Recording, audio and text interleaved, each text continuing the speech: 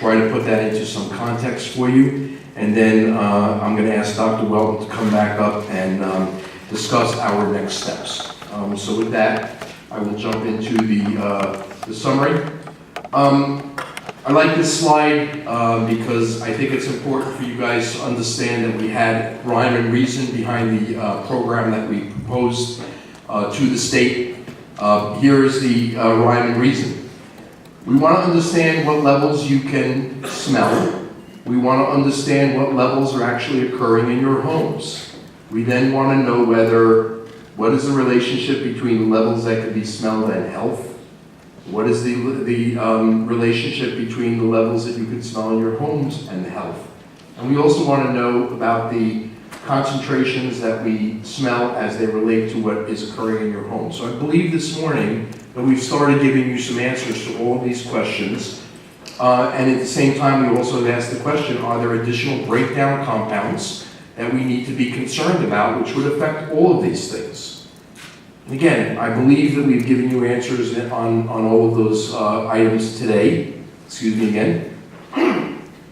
So what levels can you smell?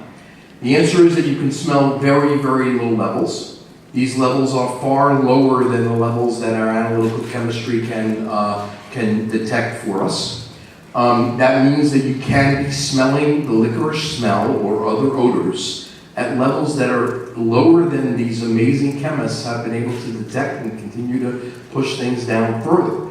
So it's certainly possible that when we look at that combination, that you are smelling odors in your home and we are below the screening levels. So at least if the screening levels are correct, that water is safe, okay? We also know that, or I should say that it might be safe because it could be higher concentrations, but again, when we measure it and we have the smell, I believe that we're in a situation where we can say if the screening levels are correct, then it's safe, at least according to the data that we know right now. We don't know everything, there's still remain a lot of questions. We've asked the question, are there breakdown compounds that are relevant and need to be considered? And the answer is, to the best of the technology that we have available to us right now, the answer to that question is no. There aren't breakdown compounds of concern at levels that we can detect. That work is ongoing. That answer is not finalized. We still have some experiments that are going on out at UCLA that will be working very closely with Eurofins to make sure that we don't see any breakdown compounds due to the oxidation products and the procedures that are going on inside of the treatment plant. So the next steps, Dr. Welton, would you like to come up and address those?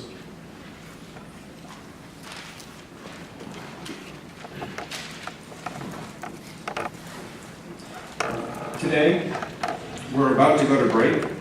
At 12 o'clock, lunch, we'll break for lunch. At 1:15, the public question and answer period will begin. I do know from tweets and from emails, I think I've received about 80 emails during this briefing here, that a number of you are listening at home or at work, and I know there are some questions here. What I recommend is that if you do want me or us to respond to questions, that you consider tweeting them at me, and if we run out of questions in the audience here, then we can go to those questions as well. The Twitter account is The Welton Group, THEWHELTON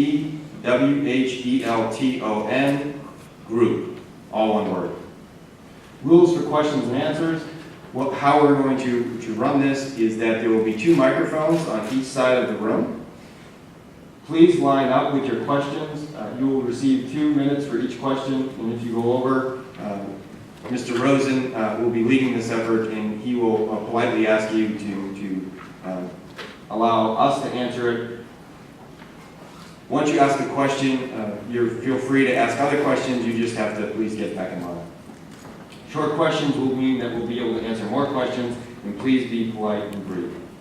The next steps, coming days, the data will be posted. We have already started posting this afternoon. There will be a summary, a 1-page summary of all the results that we've discussed so far. There will also be a number of PDF files. We are giving you, the public and the scientific community, the raw data. we are giving you the 1,300 pages of chemical analysis reports that have been generated during this project, because we certainly expect and we hope that you all take a look at this information. We are providing you a Microsoft Access database, which is downloadable and has views that we use to look at some of the information presented. In the coming weeks, we're going to finalize the health effects expert panel report. We're going to finalize the report for the 10 home study.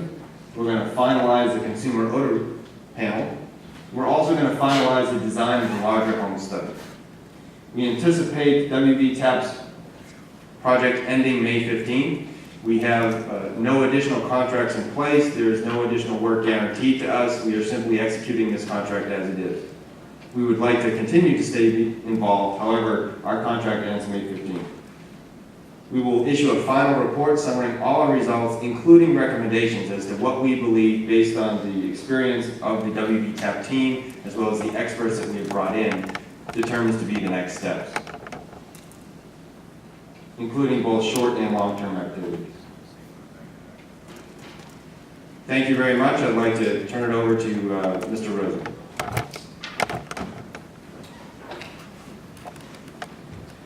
Okay, thank you all. Again, we are somewhat ahead of schedule here, and I'm going to suggest that we take our break as planned.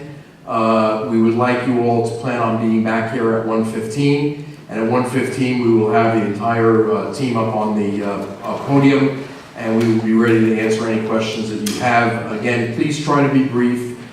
Spend some time to think about and craft your questions so that they're concise and to the point. That will help us answer them. We will do our best to answer them as objectively and clearly as we possibly can. With that, I'll adjourn this session until 1:15 this afternoon. Thank you all for your attention.